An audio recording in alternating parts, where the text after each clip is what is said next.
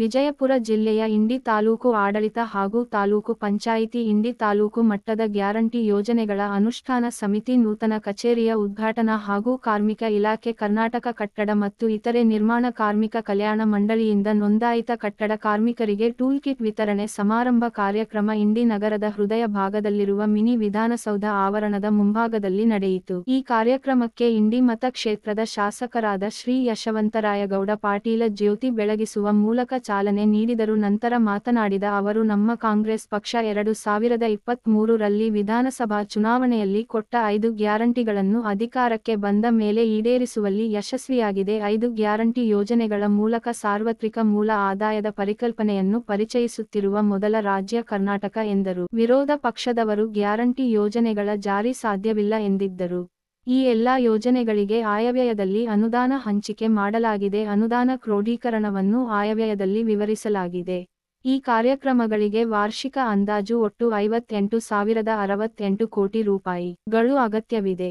ಪ್ರತಿ ಕುಟುಂಬಕ್ಕೆ ತಿಂಗಳಿಗೆ 4 ರಿಂದ 5 ಸಾವಿರ ರೂಪಾಯಿಗಳು ದೊರೆಯುತ್ತದೆ ಎಂದರೂ ತಪ್ಪಾಗಲಾರದು ಎಂದು ಹೇಳಿದರು. ಈ ಸಂದರ್ಭದಲ್ಲಿ ಉಪಸ್ಥಿತರು ಇಂಡಿ ಆಡಳಿತ ಉಪ ವಿಭಾಗಾಧಿಕಾರಿಯಾದ ಅಬೀದ್ ಗದ್ಯಾಳ, ಇಂಡಿ ತಾಲ್ಲೂಕಿನ ತಹಶೀಲ್ದಾರ ಎಸ್.ಬಿ. ಕಡಕಬಾವಿ, ಇಂಡಿ ತಾಲೂಕು ಪಂಚಾಯಿತಿ ಕಾರ್ಯನಿರ್ವಾಹಕ ಅಧಿಕಾರಿಯಾದ ಬಾಬು ರಾಠೋಡ, ಶಿಶು ಮತ್ತು ಮಕ್ಕಳ ಕಲ್ಯಾಣ ಅಭಿವೃದ್ಧಿ ಇಲಾಖೆಯ ತಾಲೂಕು ಅಧಿಕಾರಿ ಗೀತಾ ಮೇಡಂ, ಇನ್ನೂ ಅನೇಕ ಇಂಡಿ ತಾಲ್ಲೂಕಿನ ಅಧಿಕಾರಿಗಳು ಉಪಸ್ಥಿತರಿದ್ದರು. ಇದು ಇಂಡಿಯಿಂದ ಎಂ.ಎ. ನದಾಫರ್ ಅವರ ವರದಿ.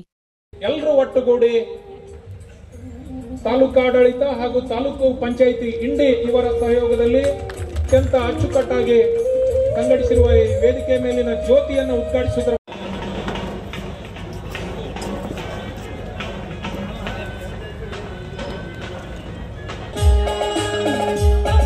ರಾಹುಲ್ ಮನಗೋಳಿ ಹಾಗೂ ವಿನೋದ್ ಕಾಳೆ ಅವರು ಯುವ ಸ್ನೇಹಿತರು ದಯವಿಟ್ಟು ವೇದಿಕೆ ಮೇಲೆ ಆಗಮಿಸಬೇಕು.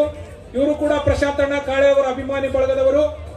ಇವರು ಇಲ್ಲೊಂದು ವಿಶೇಷ ಇದೆ, ಗ್ಯಾರಂಟಿ ಯೋಜನೆಗಳಿಂದ ಅವರ ಪಾಲಕರಿಗೆ ಅನುಕೂಲವಾಗಿ ತನ್ಮೂಲಕ ಅವರು ಶೈಕ್ಷಣಿಕ ಪ್ರಗತಿಯನ್ನ ಸಾಧಿಸಿದ್ದಾರೆ. ಶಿಕ್ಷಣದಲ್ಲಿ ಆ ಒಂದು ಯೋಜನೆಗಳ ಹಣವನ್ನ ಉಪಯೋಗಿಸಿಕೊಂಡಿದ್ದಾರೆ. ಆ ಯುವಕರಿಂದ ಮಾನ್ಯ ಶಾಸಕರಿಗೆ ಸಾಮಾಜಿಕ ನ್ಯಾಯದ ಹರಿಕಾರಾಗಿರ್ತಕ್ಕಂಥ ದೇವರಾಜ್ ಅರಸು ಅವ್ರನ್ನ ನಾವೆಲ್ಲ ನೆನಪಿಸ್ಕೋಬೇಕಾಗ್ತದ. ಇಂಥ ಇತಿಹಾಸ ಈ ರಾಜ್ಯಕ್ಕಿದೆ. ಉಳುವನೆ ಒಡೆಯ ಅಂತಕ್ಕಂಥ ಇತಿಹಾಸವನ್ನ ಈ ರಾಜ್ಯದಲ್ಲ ಇಡೀ ರಾಷ್ಟ್ರದಲ್ಲೇ ಪ್ರಶಂಸೆಗೆ ಒಳಗಾಗಿರ್ತಕ್ಕಂಥದನ್ನ ಅದು ಕರ್ನಾಟಕ ಈ ಮಣ್ಣಿನಿಂದ ಇಡೀ ದೇಶಕ್ಕೆ ಪರಿಚಯಿಸಿದ್ದನ್ನ ನಾವೆಲ್ಲ ಗಮನಿಸಿದ್ದೀವಿ. ಇದು ಬರೀ ರಾಜಕೀಯವಾಗೆಲ್ಲ ಸಾಂಸ್ಕೃತಿಕ ನಾಯಕತೆಯನ್ನು ಇವತ್ತು ಬಸವಣ್ಣ ಅವ್ರನ್ನ ನಾವು ಕರೀತಾ ಇದ್ದೀವಿ.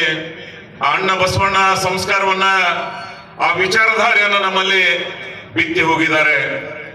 ಸರ್ವರು ನಮ್ಮವರೇ, ಸರ್ವರಿಗೂ ಸಮಪಾಲು ಸಮಬಾಳು ಸೈದ್ಧಾಂತಿಕ ನಿಲುವುಗಳನ್ನ ಈ ಪ್ರಪಂಚಕ್ಕೆ 8ನೇ ಶತಮಾನದಲ್ಲಿ ಕೊಟ್ಟಿರ್ತಕ್ಕಂಥ ಅಣ್ಣ ಬಸವಣ್ಣನ ವಿಚಾರಧಾರೆಗಳನ್ನ ಅಳವಡಿಸಿಕೊಂಡಿರ್ತಕ್ಕಂಥವ್ರು ಅಂತ ನಾಗರಿಕ ಸಮಾಜ ನಮ್ಮದು. ಸ್ವಾತಂತ್ರ್ಯದ ನಂತರ ಈ ದೇಶದ ಜನ ಸರ್ವ ವರ್ಗಗಳನ್ನ ಸಮಾನತೆಯಿಂದ ಕಾಣಬೇಕಂತಕ್ಕಂಥ ಚಿಂತನೆಯಿಂದ ಡಾಕ್ಟರ್ ಬಾಬಾ ಸಾಹೇಬ್ ಅಂಬೇಡ್ಕರ್ ಅವರು ಕೊಟ್ಟಿರ್ತಕ್ಕಂಥ ಅನನ್ಯ ಕೊಡುಗೆಯನ್ನ, ಆ ಇತಿಹಾಸವನ್ನ, ಆ ಸಂವಿಧಾನವನ್ನ ನಾವೆಲ್ಲ ಗೌರವಿಸಬೇಕಾದದ್ದು ನಾಗರಿಕ ಸಮಾಜದ ಕರ್ತವ್ಯ. ಅಂತ ಚಿಂತನೆ ಇಡೀ ದೇಶದಲ್ಲಿ ಬಹಳ ವಿಭಿನ್ನವಾಗಿ ಜಾರಿಗೆ ತಂದಿರತಕ್ಕಂಥ ಇತಿಹಾಸ ಈ ರಾಜ್ಯಕ್ಕೆ ಸಲ್ತದು. ಇಲ್ಲೇನಾದ್ರೂ ಒಂದು ಟೀಕೆ ಟಿಪ್ಪಣಿಗಳು ಬಂದ್ರೆ ತನ್ನ ರಾಜಕೀಯವನ್ನ, ಸರ್ಕಾರಗಳನ್ನ ಡಿಸಾಲ್ವ್ ಮಾಡಿರ್ತಕ್ಕಂಥ ಇತಿಹಾಸ ಯಾರಿಗಾರು ಸಲ್ತಿದ್ರೆ ಅದು ರಾಮಕೃಷ್ಣ ಹೆಗಡೆ ಅಂತ ಒಬ್ಬ ಪುಣ್ಯಾತ್ಮ ಈ ರಾಜ್ಯದಲ್ಲಿ ಕೊಟ್ಟದ್ದನ್ನ ಇತಿಹಾಸವನ್ನ ನಾವೆಲ್ಲ ಗಮನಿಸಬೇಕಾಗ್ತದೆ. ರಾಜಕಾರಣದಲ್ಲಿ ನಾವು ಎಷ್ಟು ದಿವಸ ಅಧಿಕಾರದಾಗ ಇರ್ತೀವಿ ಅನ್ನೋದು ಬಹಳ ಮಹತ್ವದಲ್ಲ. ನಿಮ್ಮ ನಡೆ ನುಡಿ, ನೀವು ಇಟ್ಕೊಂಡಿರ್ತಕ್ಕಂಥ ವಿಚಾರಧಾರೆಗಳು ಇಡೀ ರಾಜ್ಯ ನಿಮ್ಮನ್ನ ಗಮನಿಸ್ತಾ ಇರ್ತದೆ. ಆ ಪ್ರಬುದ್ಧತೆ ನಿಮ್ಮಲ್ಲಿರ್ಬೇಕು. ಅದಕ್ಕಾಗಿ ಈ ರಾಜ್ಯದ ವಿಭಿನ್ನ ನಿಲುವುಗಳನ್ನ, ಅಧಿಕಾರದ ತ್ಯಾಗವನ್ನ ಆ ಕಾಲದಲ್ಲಿ ನಿಜಲಿಂಗಪ್ಪ ಅವರಿಂದ ನೋಡಿ ಕಲಿಬೇಕು. ಅಂತ ಭವ್ಯ ಪರಂಪರೆ ಈ ರಾಜ್ಯಕ್ಕಿದೆ. ಅಂತದೇ ಸಾಲಿನಲ್ಲಿ ಇವತ್ತು ಸನ್ಮಾನ್ಯ ಸಿದ್ದರಾಮಯ್ಯನವರು ಸಾಕ್ತಾ ಇದ್ದಾರೆ. ಇವತ್ತಿನ ಈ ರಾಜಕಾರಣ ಅಪರೂಪದ ವ್ಯಕ್ತಿತ್ವ ಜನಮಾನಸರಲ್ಲಿ ಇವತ್ತು ಶಾಶ್ವತವಾಗಿ ಬಡವರ ಪರವಾಗಿ ಚಿಂತನೆಗಳನ್ನ, ಆ ವರ್ಗಗಳನ್ನ ಎಲ್ಲ ಹಂತದಲ್ಲಿ ಬೆಳವಣಿಗೆ ಮಾಡ್ತಕ್ಕಂಥ ಆ ದೂರದೃಷ್ಟಿ ಅತ್ಯಂತ ಪ್ರಗತಿದಾಯಕ ವಿಚಾರಗಳು, ಸಮಾಜವಾದಿ ಸಿದ್ಧಾಂತ, ಲೋಹ ಸಂಸ್ಕೃತಿ, ಶಾಂತವಿಲ್ ಗೋಪಾಲ್ ಗೌಡರ ಇತಿಹಾಸದೊಂದಿಗೆ ಈ ನಾಡನ್ನ ಕಂಡಿರ್ತಕ್ಕಂಥ ಅಪರೂಪದ ವ್ಯಕ್ತಿ ಇವತ್ತು ಸನ್ಮಾನ್ಯ ಸಿದ್ದರಾಮಯ್ಯನವರು ಇದ್ದಾರೆ. ಅವರ ನೇತೃತ್ವದಲ್ಲಿ ಸರ್ಕಾರ ಇಂಥ ಯೋಜನೆಗಳನ್ನ ಜಾರಿಗೆ ತರ್ತಾ ಇದ್ದೀವಿ ನಾವು.